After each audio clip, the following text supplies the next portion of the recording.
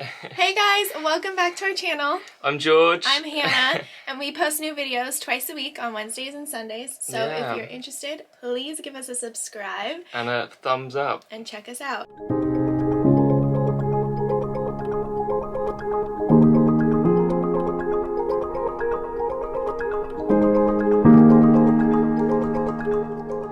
Okay guys, grab your tea, grab your snacks. This is going to be a long video. We have a lot of tips and tricks, and I mean, this is the question we get asked most frequently on our Instagram is how much did your trip cost since we quit our jobs to travel the world? Yeah, so we're going to go through the step-by-step process, and then we're also going to reveal the grand total number of what we ended up spending on our 9 months backpacking. But that will be at the end, so you have to stay tuned. Yes, definitely stay tuned for that. And then also, the second part of the video will be going through the Q&A, which you guys left on our Instagram stories, so we'll answer some of your highly requested questions. But first, we're going to start with the order of what you need to do and the steps you need to take if you're planning a trip. Okay, so where to start? Yeah. George's going to take you through this. So to start, you need to be able to plan, and you have to plan well. So first, you need to work out how much time you have to travel. So if you're working a full-time job, is that 1 month, 2 months, or are you doing a full year like we did? So that will give you a good idea of how much time you'll have. Secondly, you need to work out how many countries you want to go and see, because that will also fit into how much time you have. And the last thing is you need to plan which order of countries you want to go to, because border crossings are much cheaper if you drive or get a bus than fly. Yeah, so it's really important to do your research, try to find the most economical route for you, because obviously hopping from plane to plane, round to round, jumping from place to place bills will make can add up real quick. Yeah, definitely. So that's where to start. Understanding your time frame, understanding where you want to go, how long you want to go, and doing research into your route. So now we're going to go through how we determined our personal budget for our trip. I will make a big disclaimer through this whole video. Everyone's budget is going to vary. Everyone travels differently, so just take this all with a grain of salt. But the way that we did our research first is once we determined the amount of time we wanted to travel, the countries we wanted to visit, and how long we wanted to be in each country, we made an extensive Excel sheet, which was my life. And we spent a lot of time planning and going through what we wanted to do. Yeah, and on this sheet, I listed out each country, the length of time we wanted to stay, and then basically all I did was do a quick Google search on the average price per day for backpackers. Now, again, we are backpackers. This is not a holiday trip. So just bear that in mind. Obviously, if you're on a holiday, it's going to be more expensive. But I took the average price, so that's kind of just like the ballpark price, and I multiplied that by the number of days we were planning to stay in each city or country, basically. Yeah, so you have to remember each country's different, so some countries will be more expensive than others. And that might also mess with like how much time you want to spend, because once you put all this like time and effort into working how much it costs per day per country, you will see that some countries are way more expensive than others. And yeah, that's just the nature of it. And that goes to show you could probably spend a little extra time in some places and probably have to cut some places short. So anyways, after we did that, we had our ballpark number. That was our number that we knew for each country. We couldn't go above. And basically, as we started traveling, we obviously then did the math to figure out what that price per day would be. So we took that price per day once again, made sure we hit it. We always hit it or we're below it, and that was our goal. And that's really the best way to keep your budget as you're traveling. And the best thing to do is sort of have a higher budget. Don't be too frugal when you first plan it, and especially when you're traveling, if you have like sort of a good budget, you're less likely to go over it. But if you go over it and you know it's high, then you have a problem for sure. So it definitely made us feel good to always try to either hit it or be below it, because then we knew we could extend our trip or splurge somewhere else. Exactly. I'm going to insert a photo of the Excel sheet, just like a little glimpse of what it is right here. That's what you're looking at right now.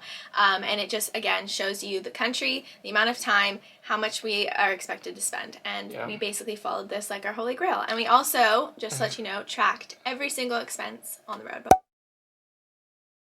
So the next section is tips for saving before you leave. So now that you've done all your planning, you have a rough estimate of how much it's going to cost. And this is huge, because if you know how much your trip's going to cost, you have a goal to save to. So how do you get to that goal?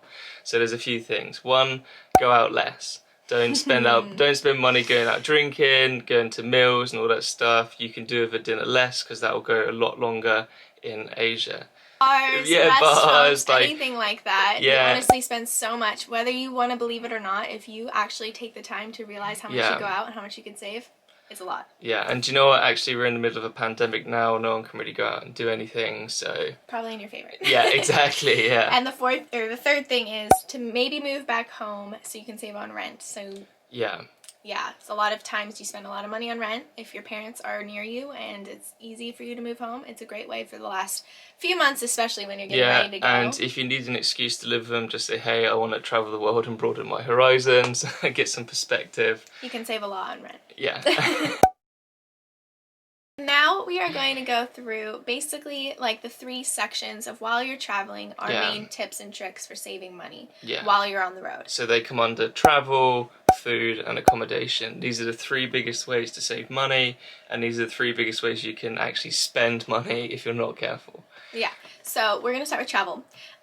So the first and foremost thing when you're traveling between countries is you think about buying flights. Our biggest tip for buying flights is to make sure that you use Skyscanner and Google Flights. Yeah. The other thing is you want to try to, when you can, do bus crossings over flights. So if you can do a land crossing between country to country, oftentimes it will save you a lot of money. Yeah, and this is what we mentioned earlier about planning a route, because then you know you're going to get a land crossing for A, B, C and D, and you might have to fly from that country to the next. So that way you're going to save a lot of money just by, like Hannah said, getting a bus. Yeah. And the third thing when it comes to travel and everything related to all of our tips is to be flexible. Yeah. I am very a planner type of person. This took me a lot of time to learn while I was traveling, but as I started to learn it, I learned that actually it will save you so much money in the long run. Because one of the biggest things in Asia is that nothing is ever on time. You don't expect like a bus to be there at 8 p.m. or whatever, because they're always late. You have to be flexible. They call it Thai time when you're in Thailand. Yeah, they're on their own time schedule. Yeah. But not only that, if you lock yourself into planning your flights weeks in advance or your hotels weeks in advance, say you go somewhere and you really like it and you want to extend your stay, well, you've already locked yourself into that. Or say something happens, like an emergency, and you need to stay somewhere longer. You've already spent that month's money in accommodation. This is going to sound crazy, but we never booked our accommodation until about a day or 2 ahead of time. So we never knew where we were staying, where we were going, until about a day or 2 ahead. And trust me, it took a lot for me to get used to that, but it did save us a lot of money. But we would only ever pre-book a place if we were like flying into a country and landing, because we knew we were going to be tired and we just want to get to a hotel straight away. But again, it'd be for like 1 or 2 nights. Yeah, that was like the only time we really planned ahead, was when we were changing countries. Yeah. The second section is food. So when it comes to eating, we are huge foodies. We love to eat out. But the biggest tip we have is to eat local and to eat street food. Yeah, because it's so much cheaper than going to a Western restaurant or a restaurant that serves like Western food or something like that. It's a magnitude more expensive to go to those places. And also, why not try the local cuisine? And that's the point of traveling, right? You're there to eat the food, be embraced in their culture, and just enjoy it. So yeah, and one smaller tip when it comes to food too is in the beginning we were really strict with our budget, and George hated this, but we did try to limit our meals to 2 a day. We only had lunch and dinner. We kind of tried to cut out breakfast, but the other thing is if you can find accommodation that has breakfast included, that's always a bonus. Yeah, and that's one thing we would always look for, because you thought, okay, great, let's just breakfast sorted. And often it's no more expensive than anywhere else. Yeah. So definitely look for accommodation that has their breakfast included in the rate. Yeah. Okay, so the third is accommodation. So hotels, where to stay, all that kind of jazz. When we traveled, like I said, we were on a backpacker's budget. So we stuck to guest houses and hostels, I would say 80% of the time.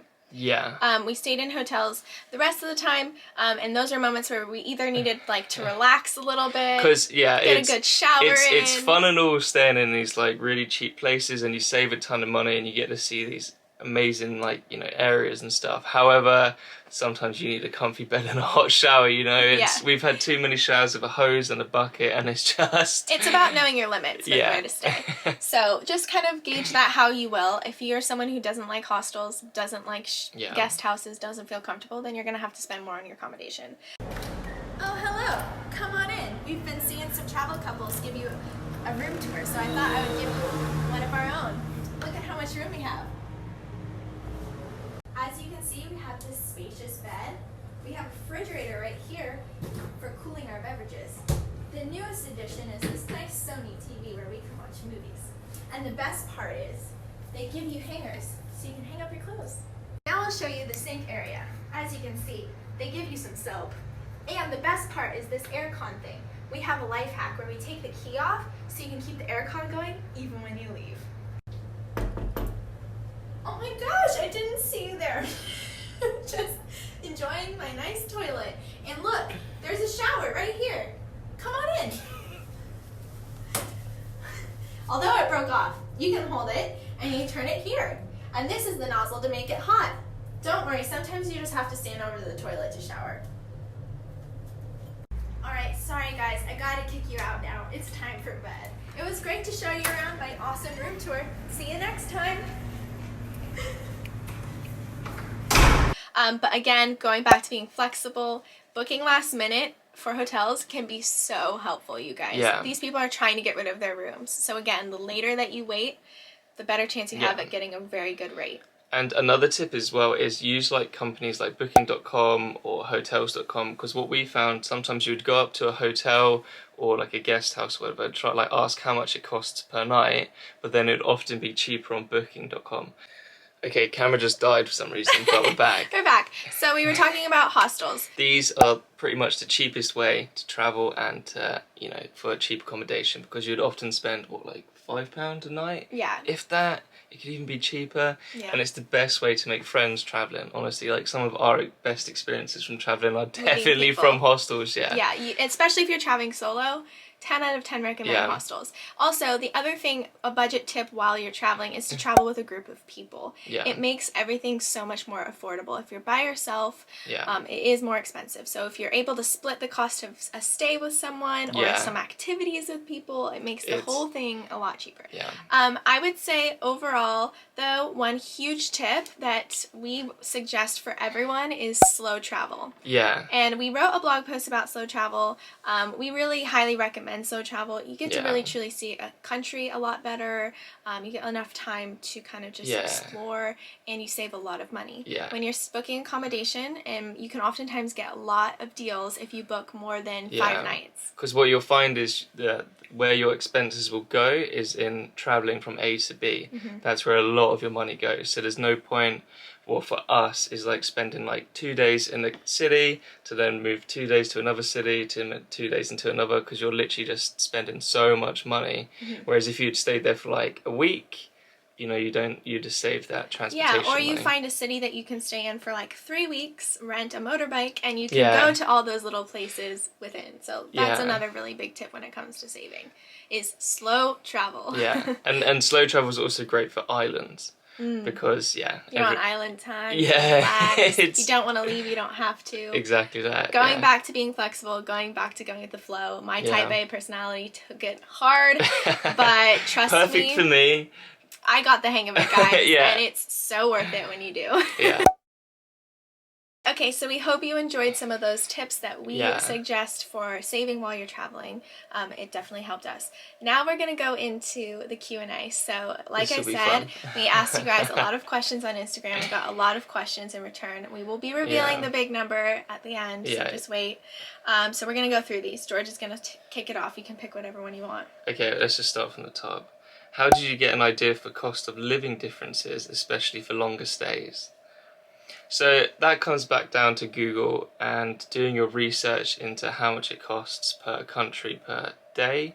Like, what's the average price? Because like we said before, some countries are more expensive than others.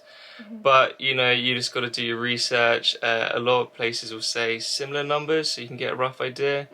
But you're going to know how much it costs when you're there. So, kind of just have to wait. What is the cheapest country you visited? We both agreed it was Vietnam, Laos, or Cambodia. Although you'll see in our Excel that we spent a lot of money in Vietnam, but that's because we spent like 2 months. We spent a lot of time. But on average, it was, a lot cheaper. Okay, so someone asked about collabs, hotel collabs. We didn't start doing hotel collabs until about 4 months into our trip. Yeah. Of which we ended up saving, we did the math, about a month and a half or 2 months of accommodation. Yeah. And again, I have an ebook sharing how we ended up doing collabs, but we didn't actually do them until pretty far into our trip. Did you feel you couldn't do some things because you're on a budget? Being on a budget, sometimes you can't do all the things you want to do. There's a lot of experiences, and sometimes you just have to choose one. But, don't let that ruin your trip. You have to think of the long-term savings. Yeah, you can't do it all, guys, and sometimes you have to cut things out. But you know what? If you want a shorter trip and you've got more money to spend, sure, why not? Exactly. Saving money tips whilst also paying rent, bills, etc. Fortunately for us, we didn't have to have any bills, or we weren't tied to anything back home, so we do suggest that if you're doing a long-term trip, you don't do that, or if you have a home back home, we know a lot of people who rented it out while they were away. So we have a question saying, also, travelling as a couple whilst using hostels, dorm rooms or private. So you'll find that hostels will have a lot of private rooms, but again, it's cheaper to travel as a couple because you can split the cost, and it's down to personal preference, really. I've stayed in dorms with loads of people, and then we've stayed in dorms together. We've stayed in dorms together with loads of people. It's if you want your private space, just get a private room. But kind of like what you prefer, really. Next question is, did you save up to travel for how long, and where do you get an income now? So yes, we saved to travel. You could say I've been saving my whole life because I just am a saver, but technically it was 2 years. It was 2 years, but we were doing long distance at a time, so it was difficult because I would always fly out to see Hannah every 3 months, and you would come out and see me. So, but yeah, we saved for 2 years. We saved for 2 years, and where do we get our income now? Now we get our income, George works with his dad landscaping. I'm working just on American and the Brit stuff, so, we don't really have much of an income, to be honest, right now. Let's see. What is your income now? For how long can this amazing lifestyle continue? That kind of is the same question. Again, our income is relatively low right now. We are in a pandemic. George is working part-time. We're trying to find a solution to that issue right now.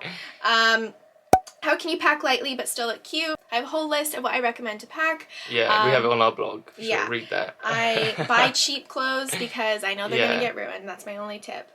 Airlines and hotels, as well as budgets. We didn't really stick to a specific airline. AirAsia is really affordable.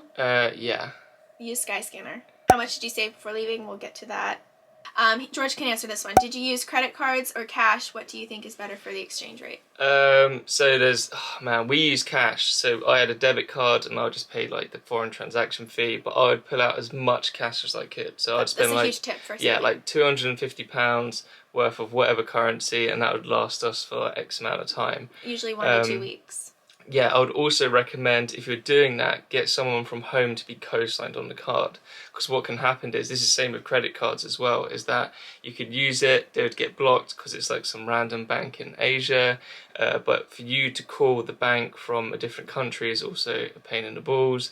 But if you have a family member back home or someone who's co-signed, they can call for you, and it's super easy. Yeah, and then I used a travel credit card, which I used for big expenses for us, like flights, usually longer term stays. I would put a lot of the money on the credit card because you can build points. So travel credit card and cash. Cash is always king.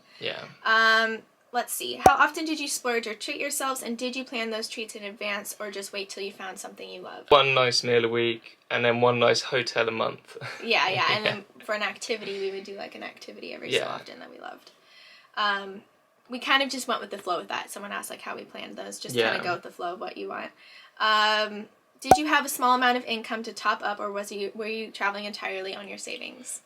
Savings entirely. Savings. Did not have any which income. Also makes you want to like be more frugal with your money, because if you don't have any income coming, you can't be like, oh, I can make that up. How to find the cheapest flights and routes for your dream destination. Again, this is just research on the back end. Before you leave, use Skyscanner, use a VPN. Just a quick tip: we met a couple traveling that only had a super light backpack, so they didn't have to pay for the luggage fees. So often in Asia, flights are really cheap, but you have to pay for luggage. That's the expensive bit. But if you can get around that and just have just a backpack, if you're really minimalist, you can get you guys this stuff in one backpack. It can save you a lot of money. I want to travel through Japan on a budget with my husband. Any tips? We're not going to get into specific like travel related questions in this video because this is more budgeting, but again, this is budget question, I guess. Japan, what we will say about Japan, surprisingly was not as expensive as we thought it was going to be. You could definitely do it on a budget. Refer to our blog. It's not as cheap as Southeast Asia. Yeah. Someone asked, how do you manage your plans if one of you is not feeling well while you travel? So if you're not feeling well, just stay in the same place. This goes back to being flexible, guys. Yeah, but you know, if you do have to travel, make sure you're like safe, you have insurance, and you know that you look after yourselves, because you can get sick and you can injure yourself. I think before I met Hannah, I fractured several ribs, but I made really good friends and they looked after me. Be flexible, guys. Like honestly, that's all I have to say about that. Like if you can stay extra and you didn't plan ahead, it saves you. That's our biggest tip. Did you ever miscalculate the budget for a certain trip, place, or country? Luckily, we did not. No. We were pretty on track, and for the most part, we ended up saving a lot of money. But this goes back to me saying that we overestimated our budget because we wanted to do that. It makes you feel better about yourself. Yeah, you're more likely to save, and then, but if you do ever hit that, you really know you have to stop. Yeah, exactly that. Favorite countries? I mean, this is just a question that has nothing to do with what's your favorite countries? My favorite was Japan, Sri Lanka, and Vietnam. Yeah, for me it'd be Sri Lanka, definitely Vietnam. Japan was cool. But I do love Thailand, man. Thailand's like home to us, though. Yeah, we've gone so many times that we just like love Thailand. Okay, I think that is, besides the rest of the questions that were like, how much did you save or how much did it cost? We're gonna get to that right now. Okay, so now for the part of the video everyone's been waiting for. The numbers. The numbers. So first we'll start with how much we had budgeted and planned to spend on our trip. So in Asia it was about 9 months to a year with, I think, how many countries? 15? About 15 countries. Yeah, I think it come to like $23,000. 23,000 US dollars. What we expected to spend. Yep. But like we said, being flexible, our plans changed. We've done like 9 months, done 1 or 2 less countries, and how much did we spend? We spent a grand total of $16,225. Which equals to about $1,800 a month and $60 a day. Yep. Yeah. So that was our average cost. I want to make a huge disclaimer again. Everyone travels differently, guys. Some people are going to spend a lot more. Some people are going to spend a lot less. Yeah. It really depends on the type of traveler you are, how flexible you can be, and all that jazz. Yeah, and this is everything: flights, accommodation, food, visas, everything. Yeah, transportation, activities, all of that. That's what it costed us. Okay, so a few disclaimers with that number. As we said before, travel is such a personal thing. So many people travel differently. They have different priorities when they travel. So definitely take that number with a grain of salt. One thing we also want to say is that we're really happy that we ended up saving that much money, because little did we know we would be in a pandemic, and now we're using what we saved to kind of live now. Yeah, I think that makes sense. Pretty lucky. The other thing we wanted to say was that if you're looking for kind of a ballpark average, our experience traveling through Southeast Asia and like the Asian countries, for that length of time, I think we became pretty aware of how much it would cost you guys. Yeah. So we did come up with a really solid ballpark for how you could travel comfortably, and how much you should expect to spend. And that number is about... Well, it's £1,000 per person per month. Or $1,000. No, because there's a difference in currency. You can do it in $1,000, basically. Yeah, it's $1,000 per person per month. So if we did it all in 9 months and we did $1,800 about per month for the 2 of us. Yeah. That was like doing it, and we were like more on a budget than a lot of people. Yeah, because like you said, like if you're traveling as a couple, you don't have to both spend money on accommodation. Yeah. You share it. So. Exactly. So I would say if you're traveling solo, definitely plan about $1,000 to maybe $1,200 a month. If you're traveling with somebody, definitely more like $1,000 per month in Asia, in the Asian countries. We have no idea how much it would cost for Europe so, or South America. Yeah, just this is for Asia. We are experts on Asia. Yeah, we're the Asian experts. Yeah. But yeah, that is our grand total. That's how much we spent. Like I said, it's actually a number that surprises a lot of people because we were gone for so long. And when I looked back on it, I know for myself, living in Los Angeles, paying rent in Los Angeles, going out in Los Angeles, my life traveling on the road was a lot more affordable than living in LA. So you can actually save money traveling. If you ever want to do it. So I hope that doesn't discourage you. I hope money is not what's keeping you from traveling. But now's the perfect time to save. I mean, if you're in lockdown, you can't go out, can't do anything, it's a perfect time to save. Yeah, so save your money. We hope to get back on the road soon. Travel definitely changed our lives for the better, so we couldn't recommend it anymore. And we hope this video was informative and helpful and that you got some really good tips to plan your future trip. So if you liked these budget travel tip videos, let us know. We'll try to do more. It was kind of hard because we're trying to make it quick as possible. Yeah, there's a lot of information. There's so much information. If you have any questions, please feel free to leave them in the comment section down below and we'll get back to you. And thanks for watching, guys.